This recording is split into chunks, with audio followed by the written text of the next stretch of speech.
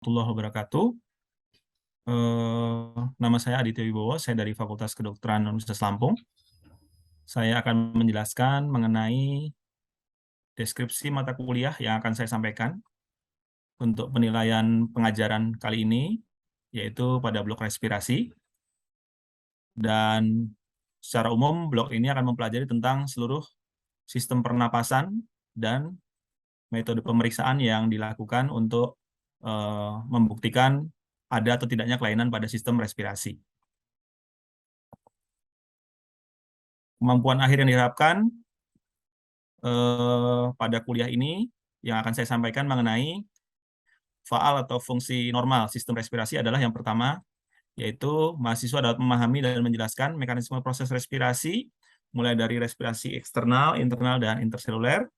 Kemudian mahasiswa mampu mempelajari dan menjelaskan struktur anatomi serta fungsi sistem respirasi dari mulai hidung sampai ke alveolus. Yang ketiga adalah mahasiswa mampu menjelaskan proses pertukaran oksigen. Dan yang terakhir adalah mahasiswa mampu untuk memahami dan menjelaskan bagaimana mekanisme kontrol pernapasan. Untuk kuliah faal respirasi, materi pembelajaran yang akan disampaikan kepada mahasiswa adalah mengenai fisiologi sistem respirasi, kemudian proses respirasi eksternal, internal, serta proses respirasi intraseluler. Yang berikutnya adalah struktur anatomi dan fungsi dari sistem respirasi, dan yang terakhir adalah bagaimana mekanisme kontrol dari pernafasan. Mode, metode, serta bagaimana sistem interaksi mata kuliah dengan mahasiswa. Yang pertama, mode yang dilakukan adalah mode daring. Mode ini saat ini digunakan karena terkait dengan kondisi pandemi. Dalam blok ini atau dalam mata kuliah ini nanti ada dua metode daring dan luring atau online dan offline. Namun untuk mata kuliah yang murni kita belajar dengan metode perkuliahan, diusahakan dengan metode daring untuk mencegah kontak. Kemudian untuk kuliah yang membutuhkan hands-on atau peragaan alat, maka kuliah akan dilakukan secara offline atau luring. Metode yang digunakan untuk kuliah kali ini adalah metode ceramah serta diskusi tanya jawab. Dan interaksi antara pemateri dengan mahasiswa dilakukan secara kuliah interaktif, diskusi, serta pada akhir perkuliahan akan dilaksanakan tugas post-test yang memiliki bobot nilai 10%. Sistem penilaian seperti yang terlampir di layar adalah total 100% yang terbagi atas post-test 10%, ujian lisan 10%, ujian pemeriksaan pasien 20%, serta ujian tengah dan ujian akhir blok yang masing-masing 30%. Jika salah satu dari mata penilaian tersebut tidak ada atau mahasiswa tidak mengikuti, maka dianggap tidak lengkap dan dianggap tidak lulus. Maka untuk lulus pun mahasiswa harus memiliki nilai akhir minimal angka huruf mutunya adalah C. Selanjutnya, setelah penjelasan mengenai deskripsi singkat perkuliahan, setelah ini akan saya sampaikan atau saya lampirkan video perkuliahan mengenai mata kuliah faal respirasi. Terima kasih kepada teman-teman mahasiswa yang sudah hadir pada perkuliahan fisiologi respirasi pada hari ini. Nama saya Aditya Wibowo. Saya spesialis paru dari Universitas Lampung. Pada hari ini kita akan mempelajari tentang fisiologi respirasi yang merupakan bagian dari blok respirasi. Nanti secara umum blok ini akan terdiri dari 16 kali pertemuan. Di antaranya adalah kuliah dan tutorial serta praktikum. Ada 4 orang staf pengajar di blok ini.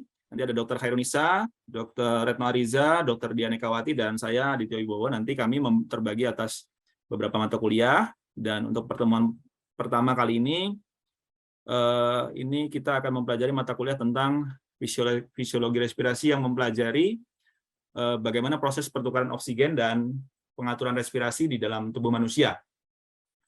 Dari kuliah ini nanti kita berharap bahwa proses kuliah ini diskusi, jadi sambil saya menyampaikan materi, kalau teman-teman ada yang ingin ditanyakan, ada yang ingin disampaikan, sambil saya menyampaikan slide, silahkan raise hand atau langsung hidupkan mic saja untuk bertanya. Jadi sifatnya diskusi ya, nggak usah nunggu di akhir perkuliahan karena takutnya nanti lupa. Dan nanti juga sambil kuliah saya akan beberapa kali mencoba untuk bertanya pada teman-teman dan silahkan saja menjawab dengan apa yang teman-teman tahu, karena tentunya kita sambil share informasi dan tukar pikiran. Untuk teman-teman juga nanti di akhir perkuliahan akan ada post-test untuk penilaian di akhir tiap kuliah, di kuliah saya dan kuliah-kuliah berikutnya nanti juga akan ada post-test, dan itu bobotnya 10% dan berupa soal yang akan dikirimkan jawabannya lewat email. Nanti tolong diperhatikan betul perkuliahan ini, karena dari perkuliahan ini nanti jawaban post-test itu atau soal-soal post-test itu akan muncul ya. Baik, akan saya lanjutkan teman-teman. Ini pokok bahasan yang akan kita bahas pada hari ini untuk teman-teman semua pelajari. Yang pertama adalah bagaimana mekanisme dan proses yang terjadi pada respirasi eksternal, internal, dan intraseluler. Jadi teman-teman nanti kita berharap bahwa teman-teman tahu apa saja yang terjadi pada saat proses pertukaran oksigen, karbon dioksida, metabolisme yang terjadi di dalam sel. Juga bagaimana proses masuk keluarnya udara. Yang kedua adalah struktur anatomi dan fungsi dari sistem respirasi, mulai dari hidung ke alveolus. Jadi bagaimana oksigen masuk, kemudian diolah di saring di hidung, dihangatkan, dilembabkan, kemudian masuk ke saluran udara bagian bawah, mulai dari trakea, bronkus, bronkeolus, bronkeolus terminalis, sampai alveolus ya. Kemudian yang berikutnya adalah proses apa yang terjadi, bagaimana oksigen yang masuk tadi lewat hidung bisa sampai ke sel dan jaringan, sampai proses perfusi itu bisa terjadi. Itu nanti kita juga pelajari, dan teman-teman juga saya harapkan dari perkuliahan ini dapat mengetahui bagaimana kontrol pernapasan atau pengaturan pernapasan di sistem saraf pusat ya. Ini adalah pendahuluan yang mungkin teman-teman bisa baca di slide yang saya sampaikan ini, bahwa kita harus tahu bahwa proses respirasi itu adalah usaha yang dilakukan untuk memenuhi kebutuhan oksigen. Ya, kenapa kita butuh oksigen? Karena oksigen itu perlu untuk metabolisme, ya, juga untuk mengeluarkan karbon dioksida sebagai hasil dari metabolisme itu, yang sisa metabolisme. Sehingga dari proses ini maka butuh sekali kerja antara paru dan sistem kardiovaskuler. Jadi paru ada jantung, pembuluh darah yang akhirnya nanti menghantarkan oksigen yang masuk dari alveolus, diantarkan ke jantung melalui atrium dan ventrikel, kemudian diantarkan lagi dari ventrikel kiri ke seluruh tubuh. Nah, itulah nanti yang diharapkan adalah bagaimana saturasi oksigen, berikatan antara oksigen dengan hemoglobin itu bisa dipakai oleh sel di tubuh kita ya. Berikutnya adalah proses respirasi internal. Proses respirasi internal ini membicarakan tentang oksigen tadi dipakai apa sih di dalam tubuh kita. Ya, oksigen masuk, kemudian dihantarkan oleh darah tuh di sel dan jaringan tuh dipakai untuk apa. Nah, ini metabolisme itulah nanti dibicarakan pada proses respirasi internal. Yang berikutnya adalah proses respirasi eksternal. Jadi oksigen yang masuk itu konsentrasinya tinggi, ditukarkan dengan oksigen yang kelarutannya sedikit di darah. Sehingga nanti pertukaran antara oksigen, CO2 dari darah keluar, itulah yang disebut dengan respirasi eksternal. Teman-teman harus tahu bahwa kita memiliki 3 jenis proses. Yang pertama adalah proses ventilasi, difusi, dan perfusi. Baik ya. Untuk melanjutkan, sebelum melanjutkan kita ke proses ventilasi, saya mau tanya dulu dari teman-teman yang mungkin sudah pernah baca, yang coba saya tanya kepada teman kita, Mbak Fitriah. Mbak Fitriah, bagaimana Mbak Fitriah menjelaskan tentang proses ventilasi? Apa yang Mbak Fitriah tahu tentang proses ventilasi? Silakan. Terima kasih, dokter. Ya. Ingin menjawab, dokter. Proses ventilasi adalah proses pertukaran masuknya udara dari atmosfer luar ke dalam paru-paru, dan keluarnya karbon dioksida dari paru ke udara atmosfer, dokter. Ya, jadi membicarakan tentang bagaimana oksigen itu masuk dan karbon dioksida keluar. Seperti ventilasi itu ya, kita bayangkan teman-teman semua ya. Jadi Mbak Fitria sudah menjawab dengan baik. Jadi ventilasi itu ya tugasnya cuma lewatnya udara saja. Jadi proses udara yang masuk itu lewat ventilasi, termasuk dengan yang ada di dalam tubuh kita. Sehingga kalau ventilasinya nggak ada masalah, hidung kita tidak mampet, trakea kita tidak ada bengkak, kemudian paru kita tidak, saluran napasnya tidak ada penyempitan misalnya pada asma, maka proses ventilasi itu akan baik-baik saja, gitu ya. Berikutnya saya mau tanya dulu sebelum lanjut, ada yang mau kasih pendapat tentang difusi, boleh? Siapa? Silakan. Difusi apa? Setelah tadi ventilasi sudah dijelaskan, difusi ada yang mau kasih pendapat? Mungkin Dokter Made atau Mas Made, silakan. Baik dokter, terima kasih dokter atas kesempatannya. Izin menjawab, untuk proses difusi adalah perpindahan oksigen dari alveolar ke pembuluh darah dari konsentrasi tinggi ke konsentrasi rendah dokter. Salah satu zatnya dokter. Begitu Sekalian juga kalau perpindahan gitu CO2 perfusi, ke... Mas Made. Dok, izin untuk perfusi adalah suplai oksigen yang berpindah dari pembuluh darah ke bagian intrasel untuk dilakukan proses metabolisme dokter. Nah, itu tadi ya. Jadi ketika oksigen sudah masuk melalui proses ventilasi sampai ke alveolus, maka dia harus ditukar. Nggak cuma masuk aja, jadi proses ini harus mengalami pertukaran sehingga oksigen alveolus akan berikatan dengan oksigen di aliran darah atau di hemoglobin. Itulah proses difusi. Secara singkatnya seperti itu. Tapi definisinya nanti kita akan bahas lebih lanjut. Kemudian perfusi adalah udah melingkar dengan hemoglobin, terus dibawa kemana nih? Nah, nanti ke sel dan jaringan. Nanti akan dilihat bagaimana prosesnya di oksigen dan jaringan untuk proses perfusi, pertukaran metabolisme yang tadi secara singkat nih sudah kita bahas di respirasi internal ya. Kita lanjutkan dulu. Terlihat slide berikutnya ya, teman-teman ya. Terlihat dokter. Baik, oke, terima kasih. Berikutnya adalah proses kita menjelaskan tadi, ventilasi itu lewatnya udara. Dari mulai saluran napas atas, itu dari hidung batasnya sampai pita suara, teman-teman. Ya, itu saluran napas atas. Jadi kalau ada infeksi di saluran napas atas itu batasnya sampai pita suara. Tapi kalau mulai dari pita suara ke bawah itu sudah masuk ke saluran napas bawah. Di bawah pita suara ada trakea, bronkus, bronkeolus, bronkeolus terminalis, dan akhirnya berbatasan dengan zona respirasi. Nah, ini saya mau jelaskan sedikit, teman-teman. Ada yang sudah tahu, ada yang belum tahu. Bahwa di zona respirasi inilah tempat pertukaran tadi.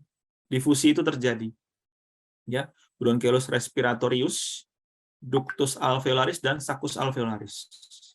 Sedangkan di zona konduksi yang trakea, bronkus sampai bronkus terminalis, ini hanya lewat saja. Tidak ada oksigen bertukar di situ. Ya. Ini disebut juga dengan ruang rugi, karena oksigen yang masuk, volumenya sekitar 500 ml, dipotong 150 ml di sini, sisanya yang turun ke bawah hanya 350 per tarikan napas. Ya, itu karena apa kok dipotong 150, Dok? Karena kita butuh supaya ruangan saluran udara ini tidak kolaps. Ya, itu yang disebutkan ruang rugi respirasi. 150 mili. Sehingga kalau ini dibablasin semua ke bawah 500, ini nggak dapat volume, jadi nggak ada tahanan. Kayak balon itu yang langsung kempes aja. Jadi akhirnya yang nanti oksigen yang masuk nggak bisa lagi karena tertutup ventilasinya, jendelanya tertutup. Sehingga perlu sekali ruang rugi di sini, bahwa ruang rugi di sini nggak rugi-rugi banget karena justru kita pakai untuk mempertahankan proses ventilasi ya. Kita lanjutkan dulu. Ini tadi yang sudah dijelaskan oleh Mbak Fitriah mengenai ventilasi. Ya, ventilasi jelas bahwa di situ adalah peristiwa keluar masuknya udara ke paru. Ya. Ada dua ternyata, ventilasi total dalam 1 menit dan ventilasi alveolar. Bedanya apa? Nah, ini jelas bahwa di sini kita ngomongin total berarti berapa tuh oksigen yang masuk dalam 1 menit, gitu ya? Berarti dikalikan saja dengan 500, gitu ya. Tapi kalau alveolar berarti yang sampai ke zona respirasi tadi yang di bawah tadi, yang udah dipotong sama ruang rugi, berarti sekitar 350 ya. Dikalikan berapa kali kita napas menit. Nah, kita rata-rata kalau menurut penelitian 12 sampai 18 kali. Makanya kalau dibilang kurang dari ini namanya bradipno, lebih dari ini adalah tachypno. Sehingga ventilasi alveolar lah yang paling penting karena dia yang menggambarkan berapa udara yang bisa masuk ke bawah dan berapa yang airnya bisa bertukar. Teori menyatakan bahwa semakin bagus justru bukan semakin cepat napasnya, tapi semakin dalam napasnya. Nah, ini tadi saya jelaskan bahwa ada kelainan obstruksi, ada kelainan restriksi. Ya, jadi obstruksi itu obstruct, tersumbat, terhambat, gitu ya. Jadi apa yang terhambat? Udara yang keluar. Kita nggak bicara tentang udara yang masuk. Kita bicara tentang udara yang keluar. Terobstruksi, terhambat. Itu yang nanti kita bahas mengapa bisa tersumbat. Ada penyakit-penyakitnya. Restriksi juga lain ini. Jadi dua ini gangguan ventilasi, obstruksi dan restriksi. Kalau parunya gagal ngembang, udaranya nggak bisa masuk, maka terjadi gangguan restriksi. Nah, sebelum saya lanjut nih dari sini nih, ada yang mau tanya nggak dari slide-slide awal tadi, teman-teman? Tentang kuliah atau materi sampai slide ini dulu nih, sebelum saya lanjutkan ke gangguan-gangguannya nih, sampai ke bab ventilasi. Silakan.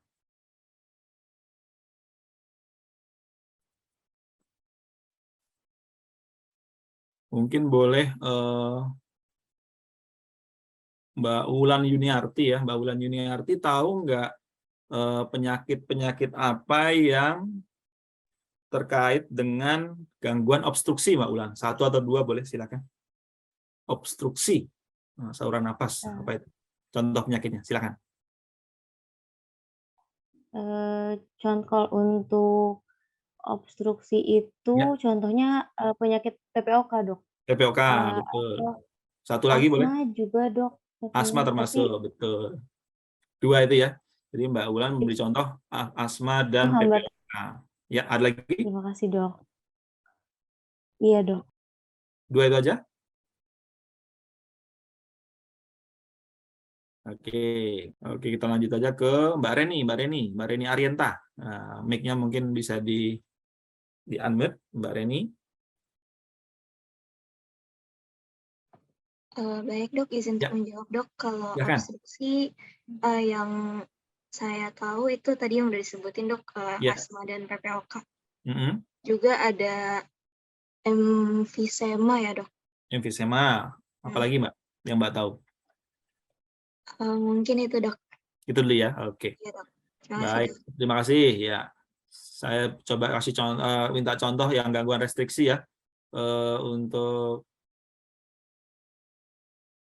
Mbak Heti, boleh Mbak Heti? Ada gangguan restriksi apa menurut Mbak Heti yang kira-kira menyebabkan gangguan parunya mengembang sehingga udara nggak bisa masuk? Ya, baik. Terima kasih, Dokter. Izin menjawab. Biasanya gangguan restriksi itu dimulai apabila terjadi masalah pada parenkim parunya. Bisa kita ambil salah satu contoh adalah penyakit fibrosis paru atau juga penyakit dari pneumotoraks yang parunya berisi oleh gas sehingga tidak bisa mengembang, seperti itu, Dokter. Oke, good, bagus. Jadi memang begitu paru itu gagal mengembang, berarti udara nggak bisa masuk. Gitu ya. Beda dengan obstruksi tadi yang dikasih contoh bahwa kalau parunya bisa ngembang, tapi saluran udaranya itu mampet pada asma, pada PPOK, pada emfisema tadi yang sudah sebelumnya disebutkan juga. Mungkin itulah yang bisa bikin kenapa ngembangnya sih bisa, cuman udaranya nggak masuk ya karena atau nggak bisa keluar juga waktu dia kempes gitu ya. Karena ada obstruk, ada sumbatan di saluran napasnya, beda dengan restriksi ya. Ini tadi restriksi. Contoh tadi dari yang sudah disampaikan oleh Mbak Heti bahwa fibrosis, kemudian pneumotoraks ya. Tapi sudah saya kelompokkan di sini untuk teman-teman pelajari bahwa ada sekitar 6. Nah, 6 utama penyebab kenapa kok paru gagal mengembang. Ya. Ada penyebab dari paru. Ya, ada penyebab dari lapisan selaput parunya atau pleura, ada penyebab dari mediastinumnya, diafragma, pleura dan ini pleura, ini dinding dada maksudnya, dinding dada, saraf, ya, dan otot dan saraf. Ya. Jadi dari sinilah masalah ini bisa muncul ketika masalah contoh satu ada efusi pleural misalnya. Efusi pleural ini ada cairan di pleuranya. Parunya ketekan cairan, gimana caranya dia ngembang, gimana caranya udah bisa masuk kalau parunya aja udah kempes karena cairan, misalnya seperti itu. Atau contoh yang gangguannya ada di secara fisiologis, orang hamil tuh ibu-ibu hamil kan diafragmanya naik ke atas karena isi usus lambungnya aja udah ketumpuk sama bayi di situ, apalagi ya dia nyari tempat lain kemana, diafragmanya ketekan, akhirnya orang jadi cenderung lebih mudah sesak karena kehamilan ini sering sekali ibu hamil dulu gampang sesak atau gampang capek kalau naik tangga atau jalan dikit. Nah, itu karena selain karena berat hamilnya juga karena yang kedua adalah memang jadi gangguan pengembangan paru ya. Dan ini saluran napas nih. Ada tumornya, gimana dia mau lewat, ya kan? Ini normal bronkus. Bronkusnya normal nih, longgar lubangnya. Begitu ada asma itu masalahnya adalah hiperinflamasi sama bronkokonstriksi. Nah, ini bronkusnya menjadi menyempit. Terus ada lendirnya lagi, orang asma kan pasti batuk-batuk, ada mukusnya, ada lendirnya. Contoh juga nih emfisema atau bronkiektasis. Nah, bronkiektasis nih. Ini jadi bolong-bolong begini seperti sarang rayap dalamnya. Beda dengan yang kanan normal nih. Udara akan masuk, kemudian keluar lagi. Ini akan berturbulensi udara di sini, muter aja. Jadi dia nanti susah keluar. Yang berikutnya ini tadi saya bilang, ini kacang nih. Ini pasiennya pasti udah meninggal ini, ya karena ada kacang nyangkut di sini. Jadi parunya kempes semua kanan kiri. Persis di karina, ya.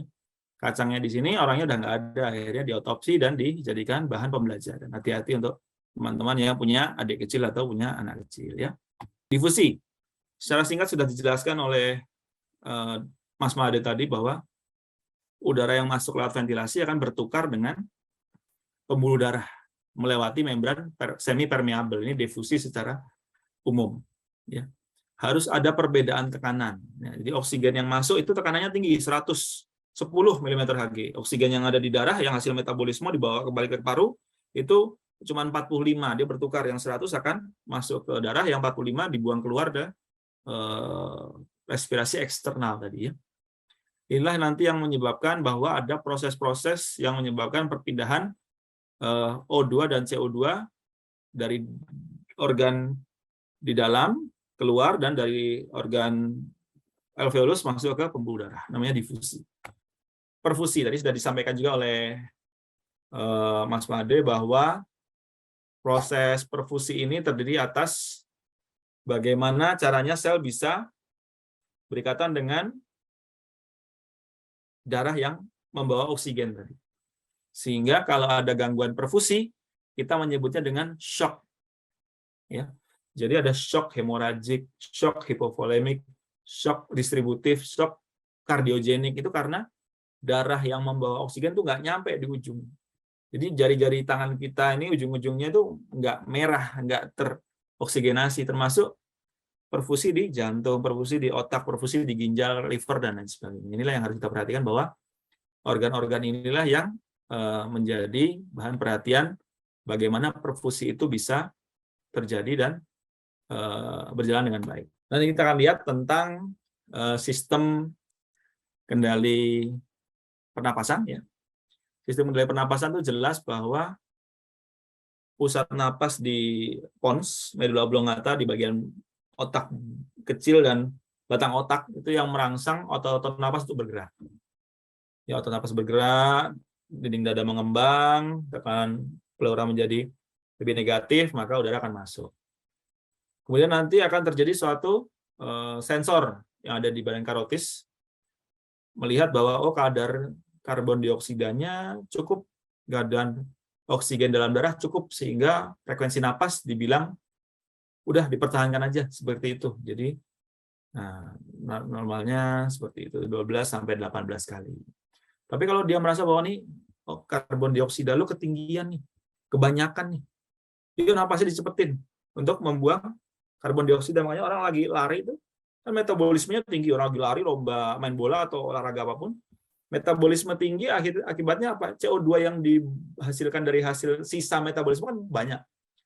Dia numpuk dalam darah dan harus dibuang. Makanya orang kan napasnya lebih ngos-ngosan. Ngos-ngosan itu refleks otomatis untuk membuang sisa metabolisme itu.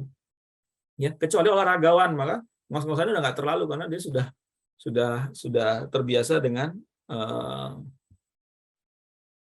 kerja cepat atau metabolisme aerob yang sangat cepat. Ya, maka 3 mekanisme inilah yang mendasari kenapa bisa timbul orang itu bernafas, ya.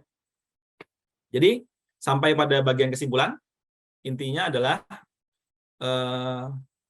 untuk proses pernapasan ini oksigen masuk, ditukar ada prosesnya ventilasi, difusi, dan perfusi.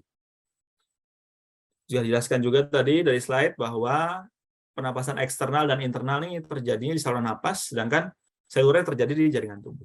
Kemudian struktur anatomi saluran napas jelas, mulai dari hidung sampai alveolus, sehingga pertukaran gas mulai dari proses ventilasi sampai difusi berjalan dengan baik, akhirnya ke jaringan, masuk pernapasan seluler, dia terjadi proses perfusi. Yang terakhir, kesimpulannya adalah mengenai bagaimana suatu proses pernapasan itu dikontrol di saraf pusat, utamanya di pons dan medula oblongata.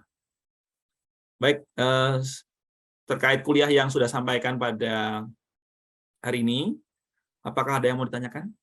Mungkin dari teman-teman, tanya apa aja boleh, yang mungkin belum jelas. Silakan, mumpung masih ada sedikit waktu.